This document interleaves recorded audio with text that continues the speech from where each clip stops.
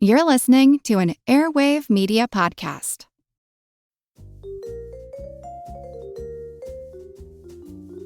Do you love history but hate when it's stuffy and boring?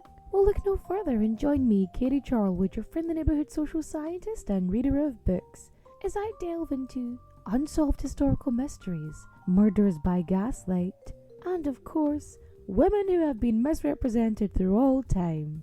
On Who Did What Now, the history podcast that's not your history class. Listen wherever you get your podcasts. Hi, I'm Ellen Scanlon, host of How to Do the Pot, a podcast demystifying cannabis for women. Katie and Nathan wanted me to let you know that there's strong language on the show. So if you don't like that, then this isn't the show for you. But you could head over to How to Do the Pot if you're secretly Googling questions about weed and ready to feel confident about cannabis for health, well-being, and fun. Hi, this is Katie. And this is Nathan. And you're listening to Queen's Podcast, the show about badass women in history.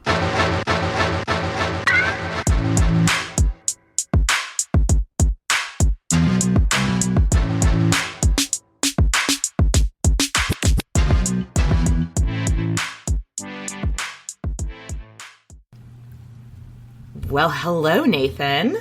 Hello, Katie. Oh, and welcome back, everyone, to our season 6 finale. I can't believe it's been 6 seasons already. And we're at the end, too. For anyone that, if you're new here, whenever we go on summer break, we just take some time to decompress.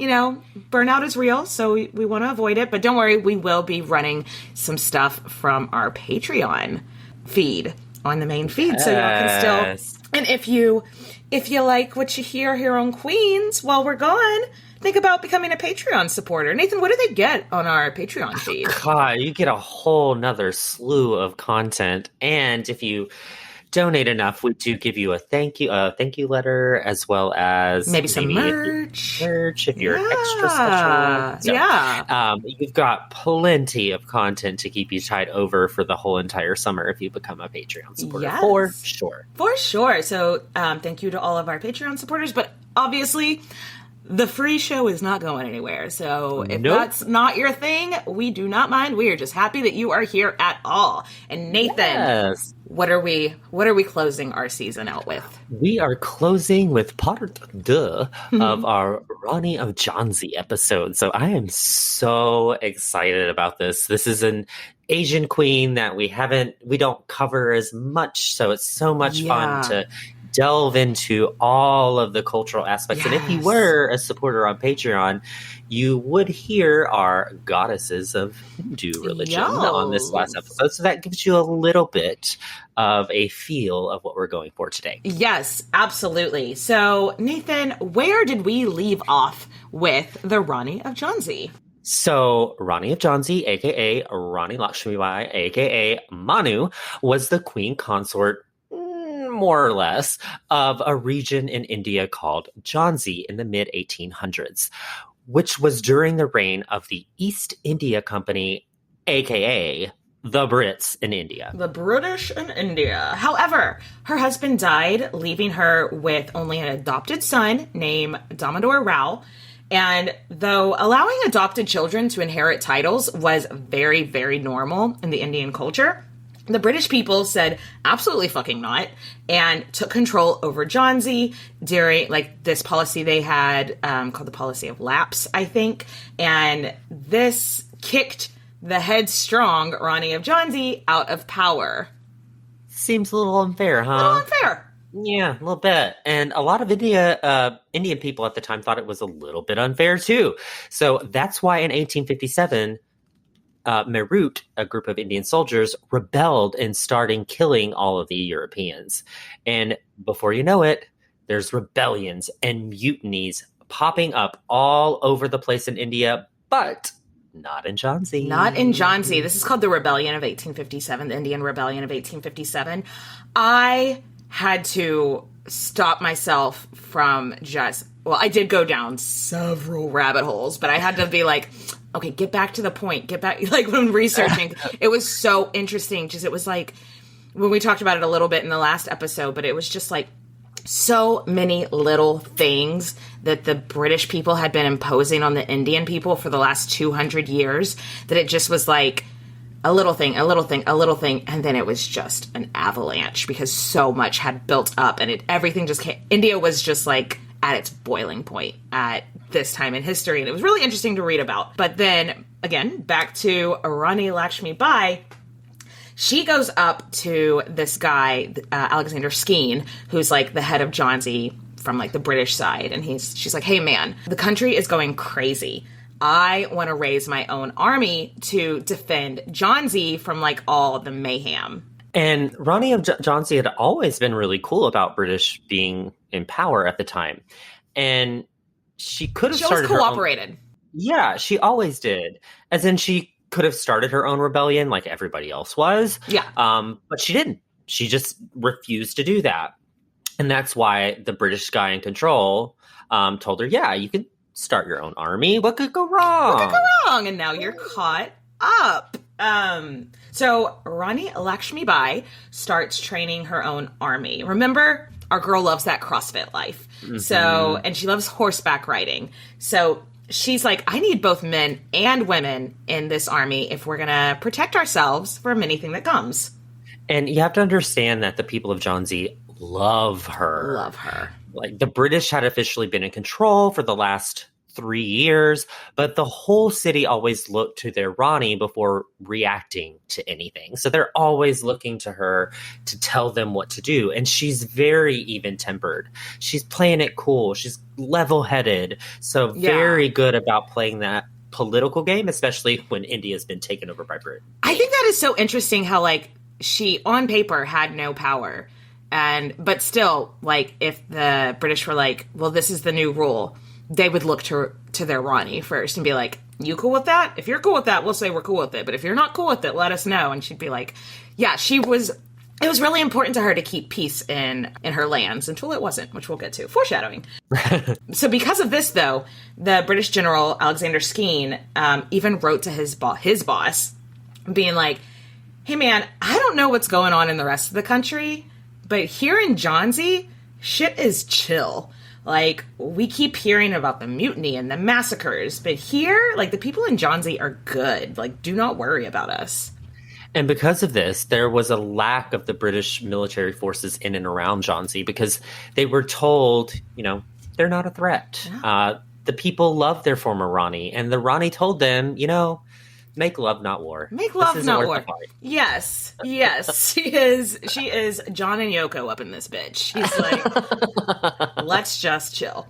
So, and this is where many historians are of two minds on the topic of the legendary Rani of Jhansi.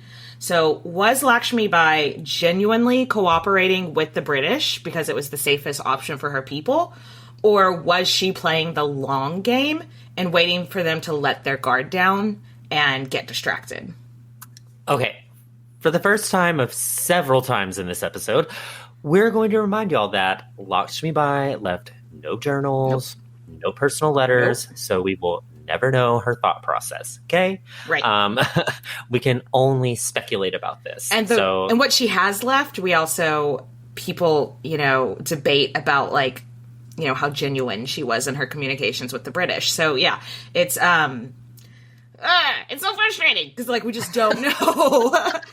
Because we have some queens, like, whenever we did, like, Catherine the Great, she wrote a fucking memoir. So we know exactly how she felt about A, B, C, D. With people like this, yeah, we get to speculate, which is so much fun. And the Rani of Jhansi is almost mythical in her reputation. Mm-hmm. So some sources are later going to say that she was an evil liar that wanted to see everyone who stood in her way dead. Some are going to say that she set out to be a hero of her people. But let's just keep in mind, no journals, no letters. So we never really know the answers to any of that. Exactly like you said, almost mythical in her reputation. Like, the stories that built around her, like, just grew and grew and grew. So, like, we really don't know what's been completely embellished. And see, what's really crazy to me is that this was only like 250 years ago. Like, usually stories get embellished over hundreds and hundreds and hundreds and hundreds of years. And she's just, in terms of history, she's only been in it for a little blip compared to but it was like else. as soon, like, she like grew and grew and grew, and her reputation like immediately. It gives me a little bit, maybe it's just because I'm a huge fan of the Hunger Games, but like I kept being like, okay, Katniss, because she's like, I can see that a little bit. That like, is a good comparison. So that being said, around this time when the major mutiny first broke out in May 1857 in Meerut, Lakshmibai held this ceremony called a Howdy Kum Kum. This was really interesting. I went down a little bit of a rabbit hole about this. Katie, rabbit hole? What? I know. So it's a ceremony in the Indian culture where the married women come together. Specifically, like, they're supposed to exchange spices, so turmeric. So it's a ceremony that's supposed to be fun, like a girls' night get together, but the actual meaning of the ceremony is to promote a long and healthy life. Pray for a long and healthy life for your husband. Yeah, and that's a good reason to get together, right? Yeah. We looked at like 7 different articles, and all of them simply said she used this ceremony to convince her people that the British were cowards and we don't need to fear them. So maybe she did? I don't know. Or maybe she just knew that there was turmoil in the country and a lot of people dying all around them. If you had family members in different parts of the country, maybe you've just lost a loved one or something. And so maybe she was getting them together being like, the British ain't shit, but maybe she was also getting them together to be like, let's take our minds off of things. Let's celebrate. Let's find something positive. So, yeah, so we knew she threw a party, but we don't know if it was a microaggression or not. Because studying history is so much fun. Like, ugh. I wish she had a diary that was just like, and then I threw this party and told everybody the British ain't shit, or, something, just so we knew. I could just imagine Katie lying awake with her insomnia being like, I can't, but how did Rani feel? What did the Rani of Jhansi do with this party? Yeah. So we should also note that her adoptive son, Damodar, was still living with her. I don't know why, but I figured after the British took his titles and said he couldn't be the next in Maharaja, that he would have gone back to his birth family. Yeah. But nope, it was a full-on adoption, and Lakshmibai was literally responsible for his care and his education at this point, and he would have been somewhere around 8 to 10 years old. Yeah, I couldn't find a whole lot about Damodar Rao, except for, that he was adopted and then stayed in her care, but, like, I was wondering, since he wasn't going to be Maharaja, I just kind of assumed he'd go back to his birth family. But no, this was the Rani of Jhansi was like, nope, that is my son. Fuck off. So I kind of try to go down a little rabbit hole to find out more about his birth parents. But yeah, I couldn't really find anything. Because again, history is so much fun. So everything in Jhansi was more or less chill until June 6th of 1857. And this is the day that ye old shit hit the fan. There was this fort outside of the city of Jhansi, but it was still considered kind of like Jhansi territory. Mm-hmm. It's called the Star Fort, which is, where stars are born. Yes. And it's a place I was born there. I know. You were born in Jhansi? Okay. Okay. Fun fact. But this is a place where the British locals would keep their guns and their weapons and everything like that. Yeah. So just up the road was a group of Indian soldiers that had yet to mutiny. But guess what they did on June 6th? Let me take a wild guess. Mutiny? They did a mutiny, y'all. Yeah. They stormed Star Fort. Or tried to, but then the Europeans heard that they were coming, and basically all the non-Indian people hid in the Star Fort. At this time, I was reading about, because like they were killing men, women, and children. Like it was nasty and not a good look on anybody. Mm-hmm. I don't like this. I don't like it. It feels a little genocide-y. Yeah. Well, they were like, get the fuck out of our country. But, and then, I mean, the Brits weren't chill back to them. No. Everybody was bad. Yeah. Just like a little bit of a side note. One thing that I listened to research this is a podcast called The Other Half. Have you ever heard of it, Nathan?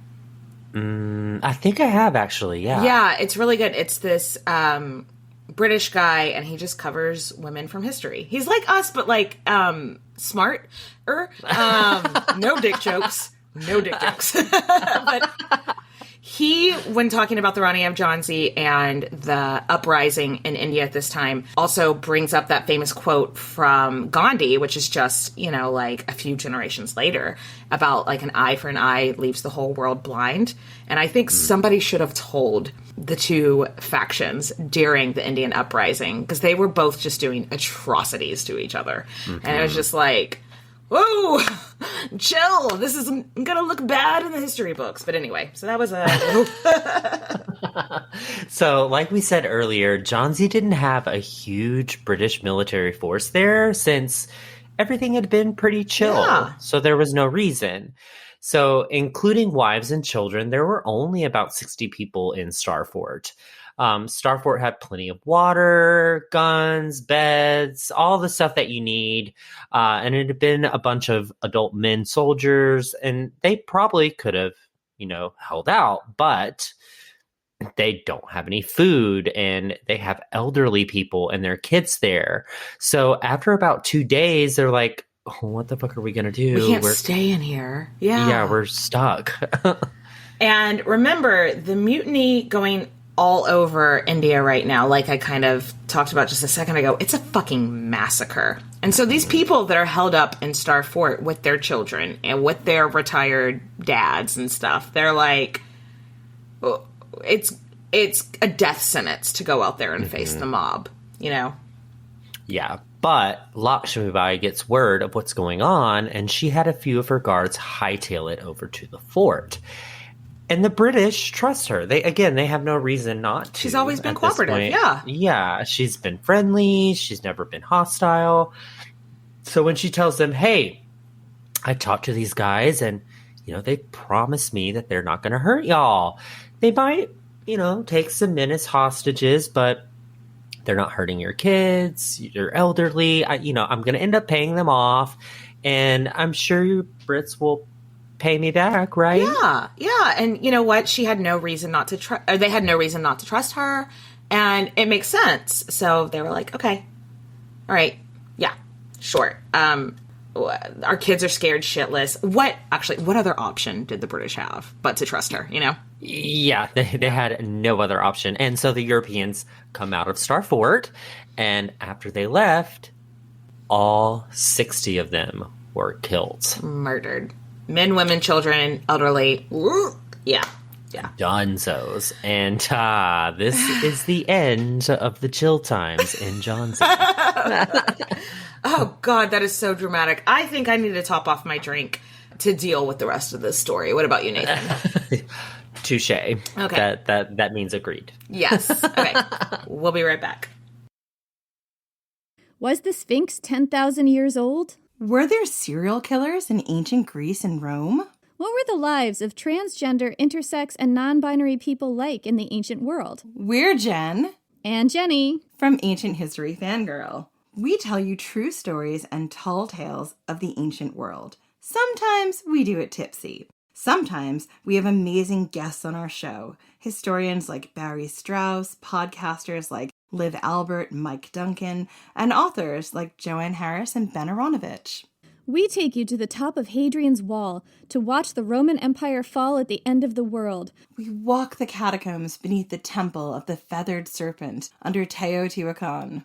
We walk the sacred spirals of the Nazca Lines in search of ancient secrets. And we explore mythology from ancient cultures around the world. Come find us at ancienthistoryfangirl.com or wherever you get your podcasts. Throughout history, royals across the world were notorious for incest. They married their own relatives in order to consolidate power and keep their blood blue. But they were oblivious to the havoc all this inbreeding was having on the health of their offspring. From Egyptian pharaohs marrying their own sisters to the Habsburgs' notoriously oversized lower jaws. I explore the most shocking incestuous relationships and tragically inbred individuals in royal history. And that's just episode 1. On the History Tea Time podcast, I profile remarkable queens and LGBTQ+ royals, explore royal family trees, and delve into women's medical history and other fascinating topics. I'm Lindsay Holiday, and I'm spilling the tea on history. Join me every Tuesday for new episodes of the History Tea Time podcast, wherever fine podcasts are enjoyed. And we are back. So Nathan, was the Rani of Jhansi compliant in the death of those British people? Short answer? I don't know. If you couldn't tell by the inflection, that's IDK. Some people are like, yeah, most definitely. But some people are like, hard no. Like, yeah. And after the massacre, the guys that came to Jhansi and started the mutiny put her in charge of Jhansi. They were like, you're supposed to be in charge anyway, so now you are. And then she claims that they were like, and if you refuse to be the figurehead and appear to be on our side, we're going to kill you. So she was like, okay, fine. Don't want to die. Guess I'll rule. I do wonder, this isn't in the show notes, it's just something I thought about. I do wonder, though, that Alexander Skene guy that was running Jhansi had been there for 3 years. And they weren't friends, but they had been friendly. I have to wonder let's assume she wasn't playing the long game and she was actually thinking that she was going to get those people set free. How that must have affected her to watch this dude that she's been working with for 3 years get his whole family, because I know he had a wife at least there, get murdered right in front of her eyes. I know. Even if she was on the side of the revolutionaries already, that still was probably, you'd have to be heartless not to, let that bother you. You know what I mean? No, agreed. Yeah. So Lakshmibai knew how all of this looked. So she wrote a letter to the Brits being like, those guys that came here and killed all your friends, I don't know her. I don't know her. Yeah. She doesn't even go here. She was Mariah Carey. She was Regina George. I don't know her. Yeah.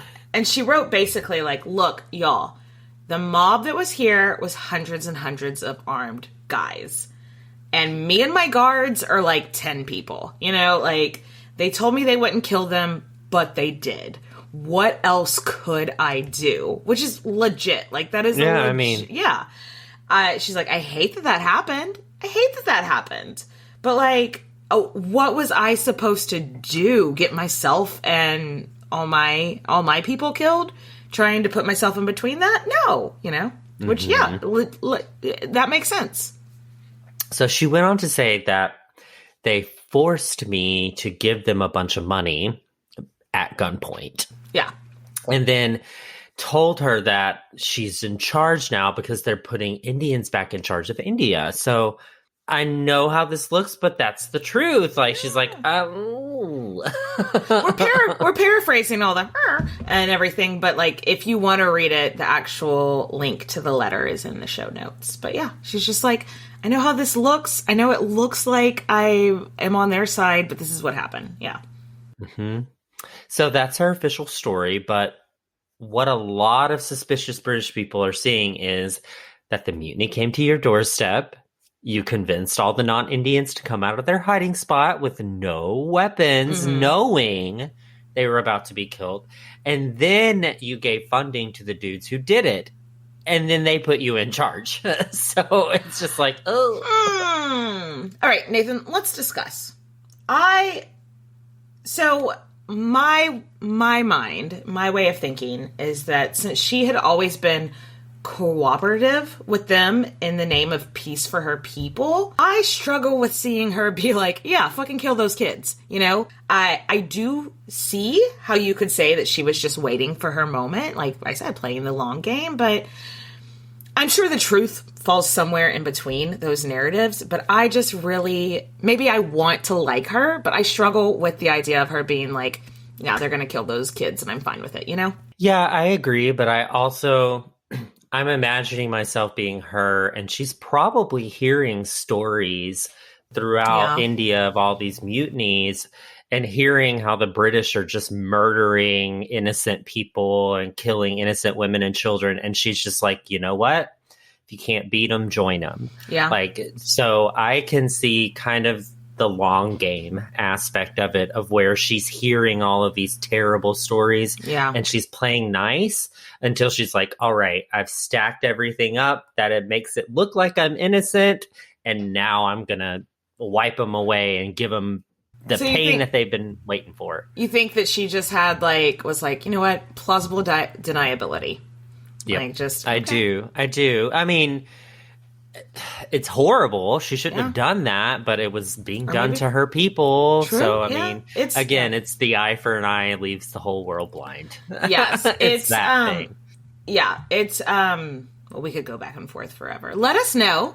Let us know on social media or send us an email. Let us know what you guys think. Anyway, pretty much right after the Jhansi massacre, the mutineers left. They were just like, all right, cool. We came and killed the British. Now we're out. You've given us money. Now we're out.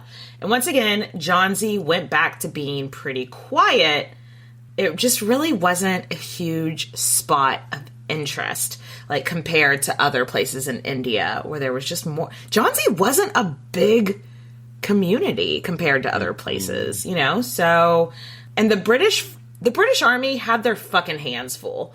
So they decided, look, we're just going to believe that the Rani of Jhansi is telling us the truth. She doesn't look like she's trying to start a whole lot of trouble. Let's just focus our forces elsewhere, which makes sense. Yeah. They were like, look, we don't have a lot of choices. Yeah. Also that. Yeah, right? She seems chill, so we're also going to have to recognize you as the full leader of Jhansi until we squash that rebellion.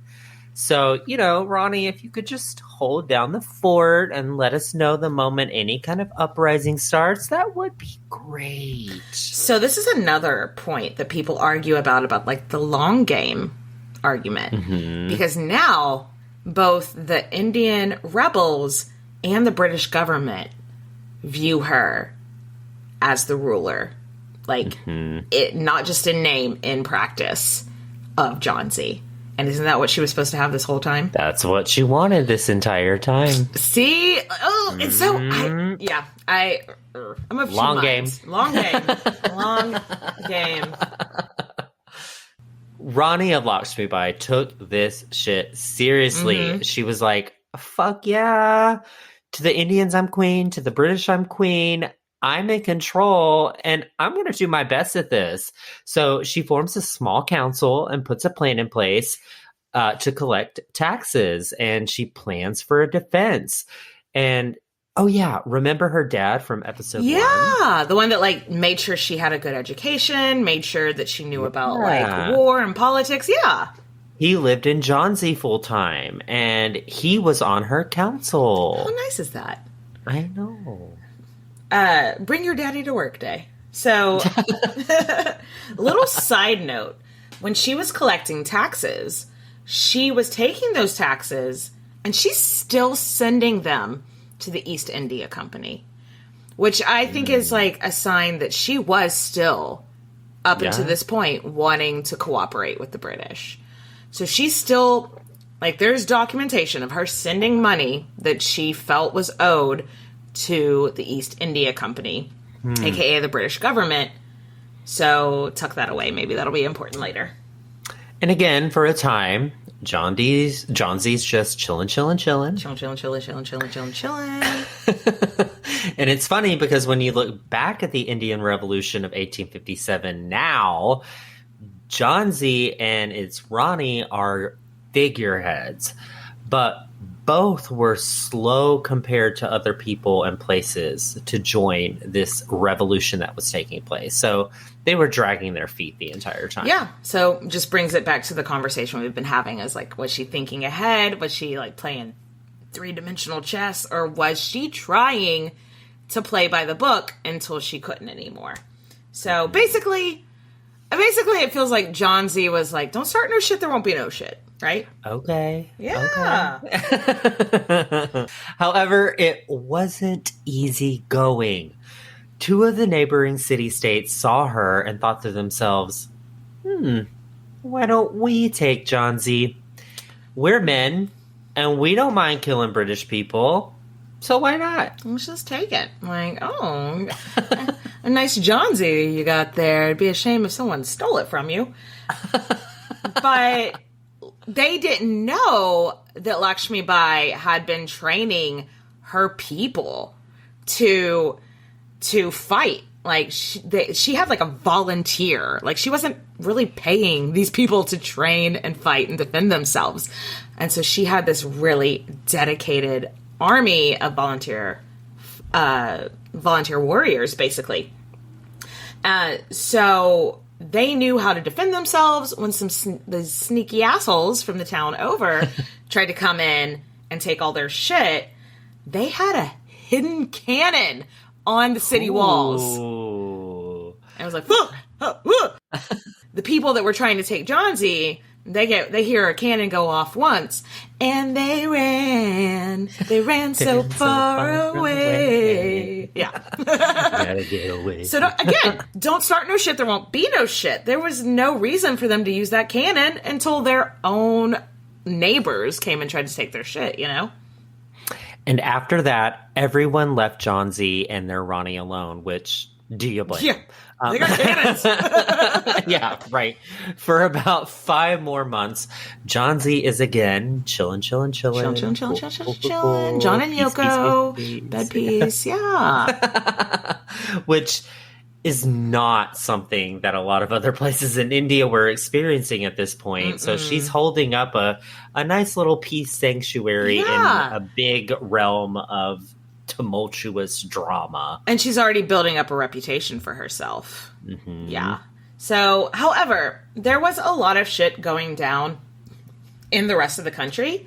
So Lakshmibai kept writing to the British people being like, hey, the vibes are off.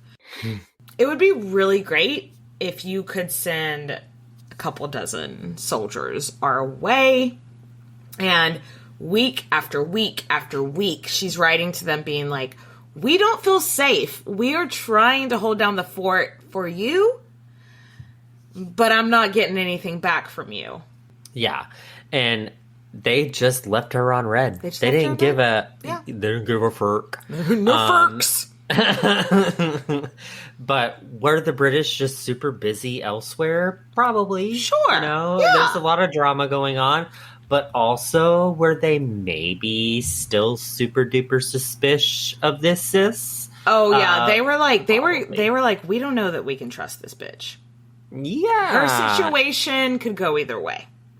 And that's when her dad and her council started to be like, girl, honey, they don't give a shirt about us. 0 shirts.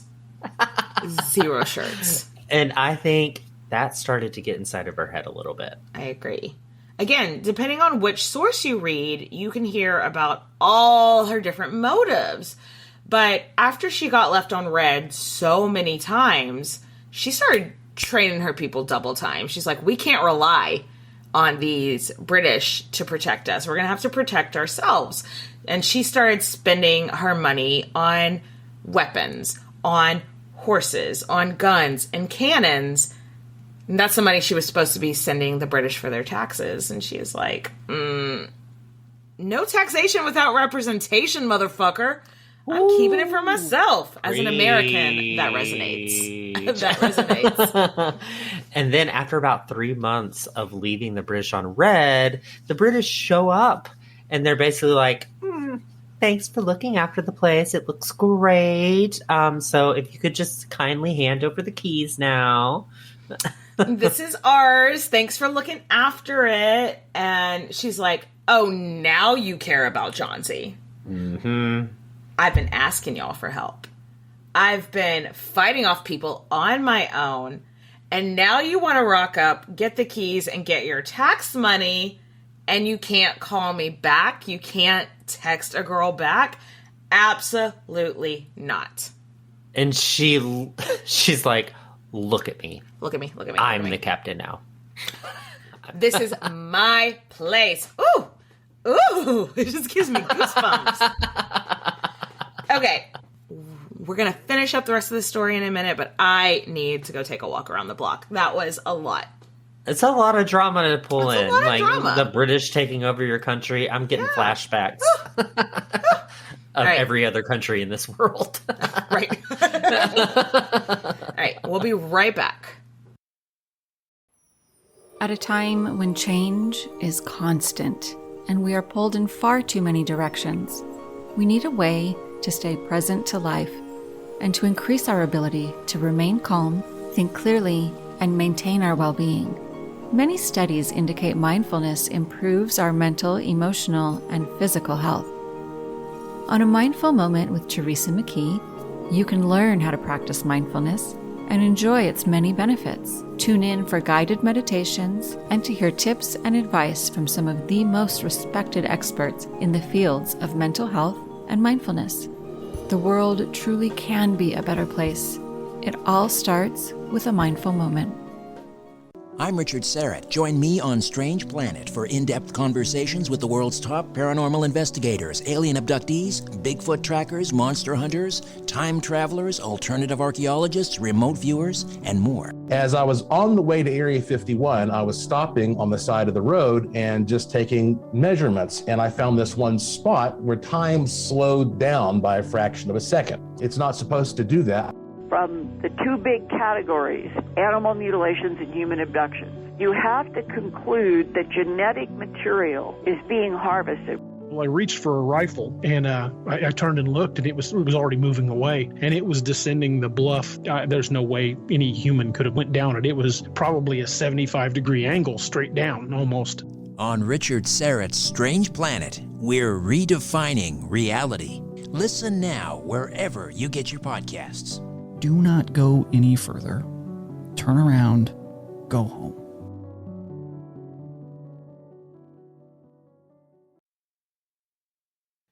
All right. So, Rani of Jhansi she's having a Mad Queen moment a little bit. Her Mad Queen era. She is in her Mad Queen era. She's like, I've been collecting taxes for you, and you've left us high and dry, and there is a goddamn murderous fucking revolution going on all around us, and we could have been killed, and y'all would have done nothing. Like the Americans said, no taxation without representation. Hashtag George Washington. Hashtag Hamilton. Hashtag T-bitches. And she literally did hashtag all of those on her Twitter. Hashtagged all of them. Yes. She did. Yeah. Enter a new character named Hugh Rose, which now all I'm thinking about is Apothecary Rose from Apothecary Rose, yeah. I'm just thinking it's David Rose. David? Yeah. Where's David? Just being Ew, David. Ew, David. So Mr. Rose is the commanding officer of the British troops, and they roll up and are like, hey, thanks so much for holding down this fort while we're gone. But we're here now. We're going to take Jhansi back for the British. Thank you so much. This is ours now. And Lakshmibai is like, the hell you are? Hard no. Absolutely not. And so she won't let the British in. She's like, the people in the town are trained to fight and heavily armed now. So try to take it. Fuck around and find out. Fuck around and find out. I dare you. Yeah, and this goes on for 2 days of the British being like, okay, give us Jhansi back. And she's like, okay, come and take it, motherfuckers. So, yeah. And so eventually they did, unfortunately. It's kind of sad to think about because Jhansi this whole time had been like this peaceful place. But now, you know, it's gone down in history as just like the site of a huge battle. And the fighting is just mayhem. And it goes on for about 6 days, with Lakshmibai actually leading the army of both men and women. I get it. Yes. And she's so popular, guys. So popular. Everybody loves her. There were over 14,000 volunteers in her army in a city of 250,000. So that means like 1 in every 3 households had one person volunteering in the army. And that's not nothing. Like, yeah, 250,000. You have to assume that so many of those are children. So many of those are elderly. So to think about 14,000, I mean, yeah, that's a lot of people that joined the army. And this is one reason why she is such a figurehead for the revolution. Because she legit held her own against the British military with her group of volunteer soldiers. And the people followed her with such passion that she really gave everyone hope that, hey, maybe we can fucking win this thing. Yeah, but sadly for the people of Jhansi, towards the end of the week, they realized, not going to happen. The British just had more reinforcements. They had more men. They had more guns. And I read in one place they even found her dad and hung him in a public space. So this shit is now personal. Yeah. So this next part of the story is legendary, but we don't know how true it is, right? I have to assume not super true, but it's the legend. If you Google Rani of Jhansi, one of the first things that's going to pop up is this depiction of her riding on her horse, sticking out with a baby on her back. Like she's just got her baby genie or whatever it's called. Just strapped on her back. And yeah, that's the legend that she rode out of town with the baby on her back. The story goes that when she realized, oh, we are not going to win this, she was like, I'm going to die with my people. But her people were like, no, the revolution needs you. Again, very Katniss energy. Get the fuck out of here. If they catch you, they'll torture you. We need you as a figurehead. We need you. You inspire people. So she supposedly straps her son to her back, and the baby genie or whatever it's called, grabs her sword, gets on her horse, and while running full speed off of the city walls around Jhansi, jumps from the fort upon impact because it's a couple hundred feet or whatever. Upon impact, the horse died, but Lakshmibai and Damodar were unharmed, and they took off on foot to join the rebels. Okay, so the thing is, Damodor's 10 years old. I mean, I know, in these depictions, she's always got a toddler on her back. He was fucking 10. How much do 10-year-old boys weigh? It might be a little heavy. He could probably ride his own horse and Yeah, but I mean, she could have strapped him to her back, but it's probably not gonna happen. Also, how are they unharmed with a jump so far up that it killed the horse? Also, poor horse. Yeah, poor horse. But how are they not injured at all? Yeah. So that part of her legend is almost certainly legend, not... Mm-hmm. I also read that probably a way more likely story, but it doesn't look as cool in art, is that one of her ladies in waiting agreed to dress up as her and go to the British and be like, I'm Lakshmibai. And so and so then she could sneak out. She and Damodar could sneak out. Yeah.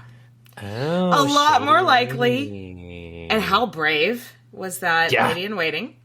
But it doesn't look as cool in art, you know?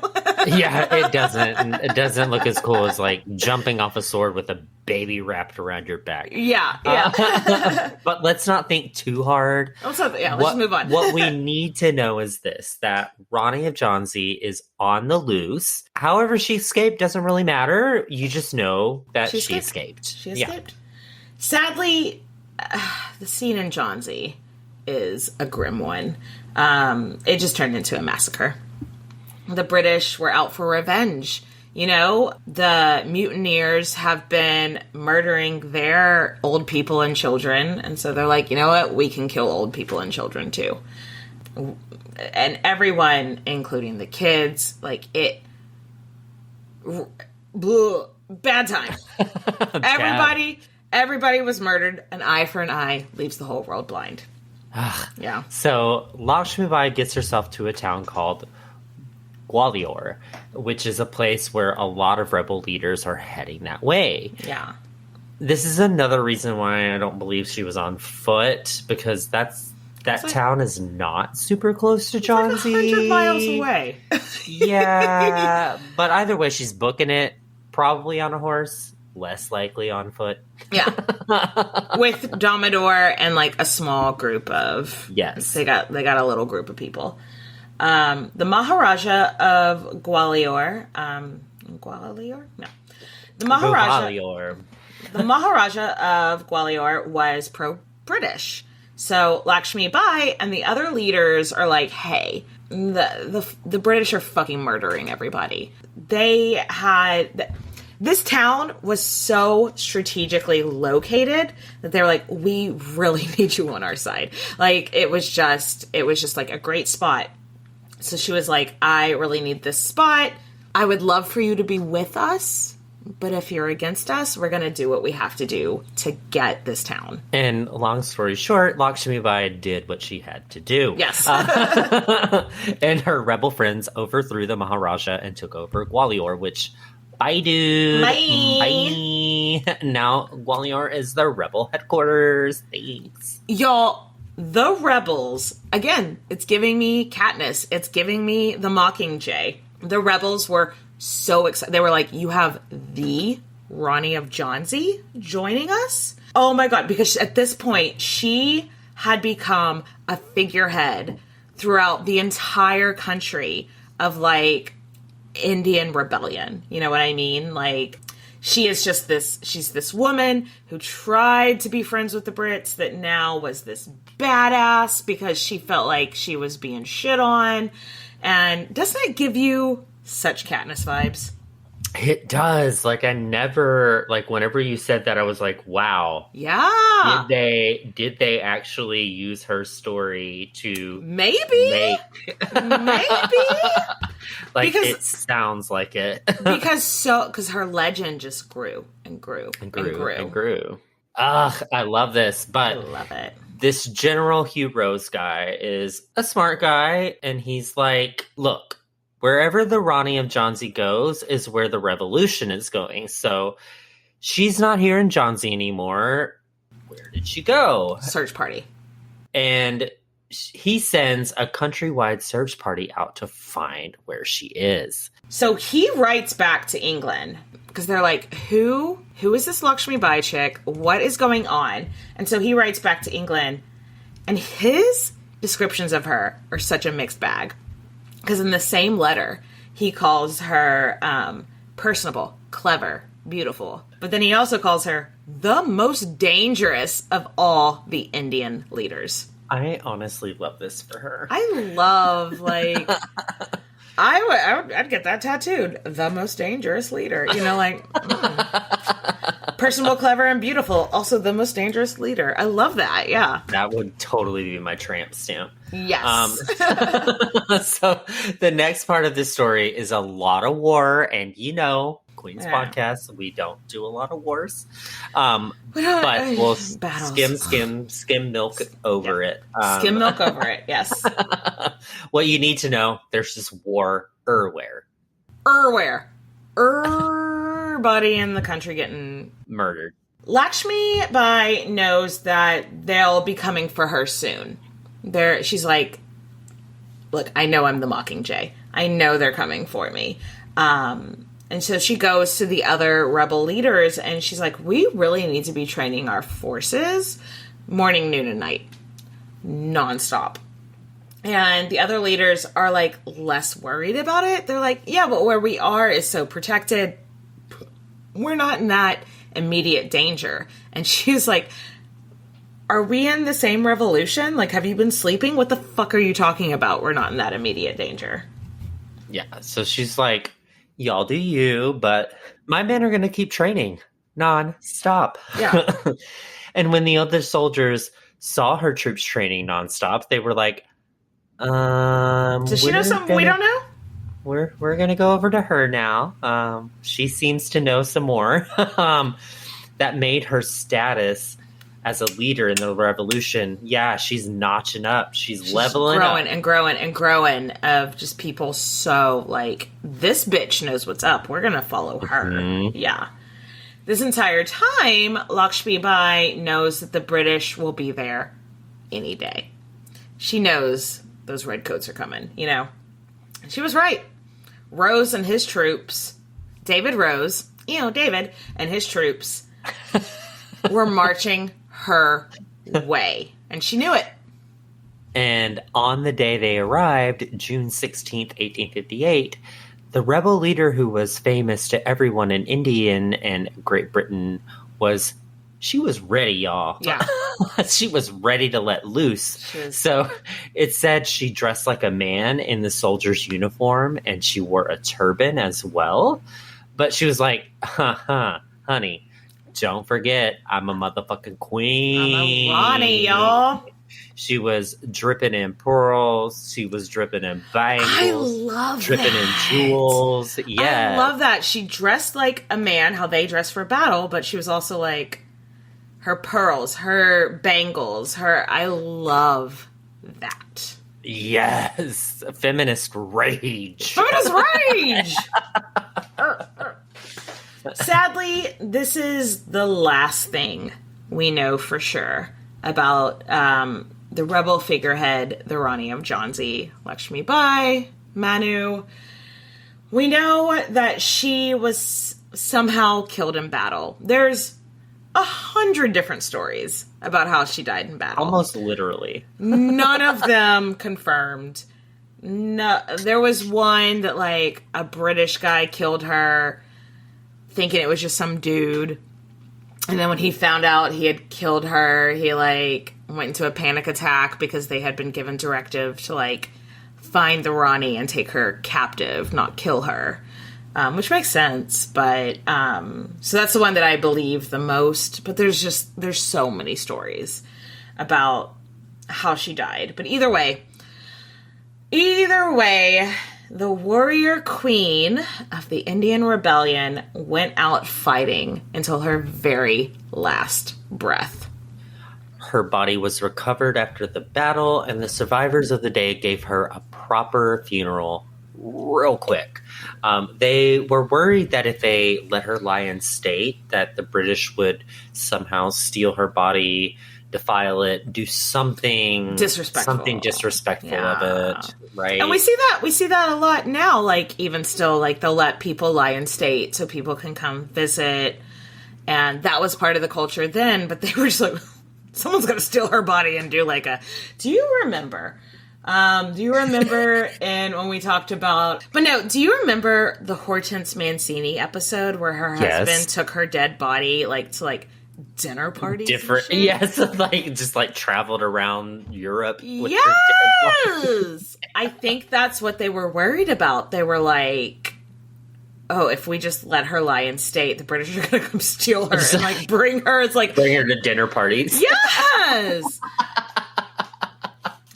This is my date, Rani of Jhansi. She looks dead. She's not. But she might be. Hard maybe. But no, that makes sense of why they wanted to do such a rushed funeral, where that usually would have been like more steps, more like ways to show her respect in her death. But they were just like, we got to do this because otherwise they're going to steal her body and bring her to dinner parties.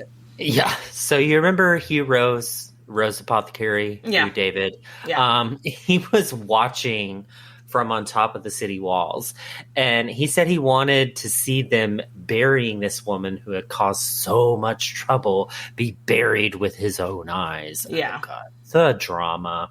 And so But- he said he said he was really impressed by how big the funeral was, and they really didn't have that much time to prepare for it. So for them to be able to put this funeral together so And how many people showed up at the drop that of a means hat? that she had to have had a loyal following, right? He was like, I wanted to watch her, the end of her, like, see it with my own damn eyes, so I know that she's gone. But yeah, he was still like, but respect. Look at it, what they put together. Okay, people fucking loved her. Yeah. Mm-hmm.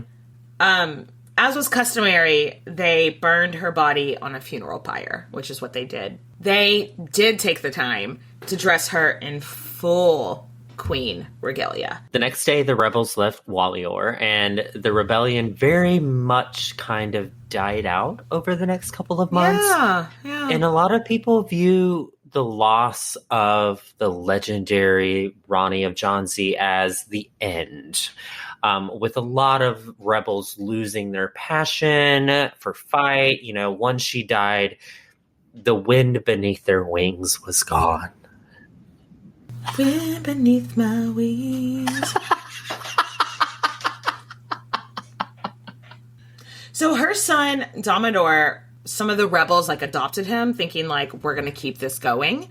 But after about 2 years, it was just clear that no, this is not going to keep going. So he was surrendered to the British, which made me very nervous. So I was like, oh no, what's going to happen? But no, they let him live.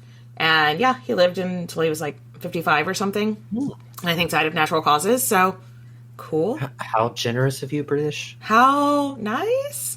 Yeah, thanks for taking over our country. Yeah. 2 months after her death, Queen Victoria from over yonder in England land was like, okay, this is enough. And she took control of India away from the East India Company. And I mean, she gave control of India to herself, but still, she really thought she was going to do something for India. Well, it kind of makes sense though, because the East India Company, again, it was a trading company that somehow got government control. So I do like that she was like, let me reevaluate this. Oh yeah, this doesn't make any sense. And after, things didn't get perfect, but after she actually took control, things improved slightly.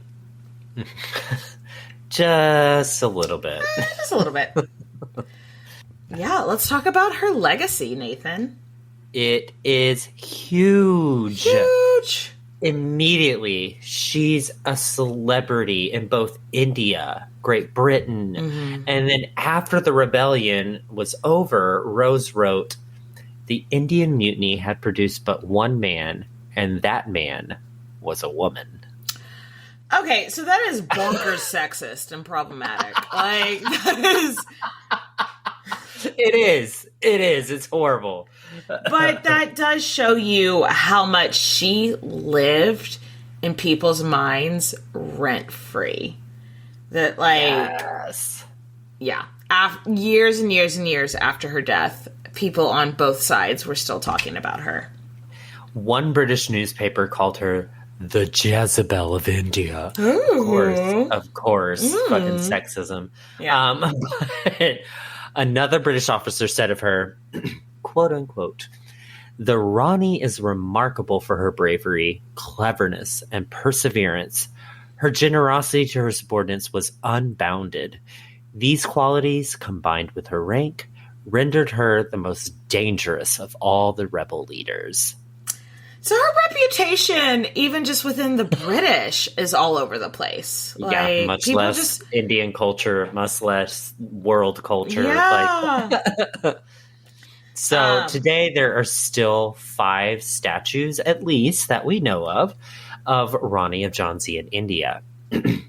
One in the town of her birth, one at the spot of her cremation, and another in a park that is called Rani Lakshmibai Park. Oh.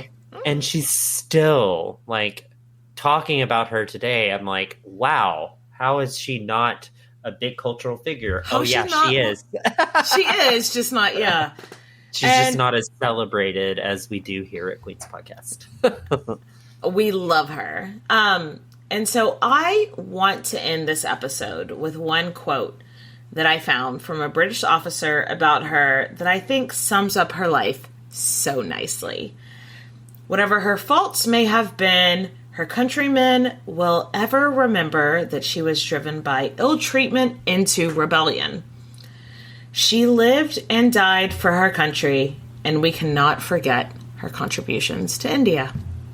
How lovely is that? So let's raise a glass. Raise a glass. To our badass Indian queen who Rani Lakshmibai didn't take no shit. But she did take some shit. You know what? She took shit until she could not take shit any longer. And she became the face of the revolution. And, we love her. Cheers, bitches. Cheers. I'm mad as hell and I'm not going to take it anymore. We've all been there. You're standing in a museum staring at a painting and all you can think is, I don't get it. To me, knowing the story behind an artwork is a huge part of knowing how to look at it. I'm Amanda, the host of the Art of History podcast, where we view history through the lens of some really great works of art. Each episode, we dive deep into the bigger picture behind some familiar and maybe not so familiar pieces. Check out Art of History now wherever you get your podcasts.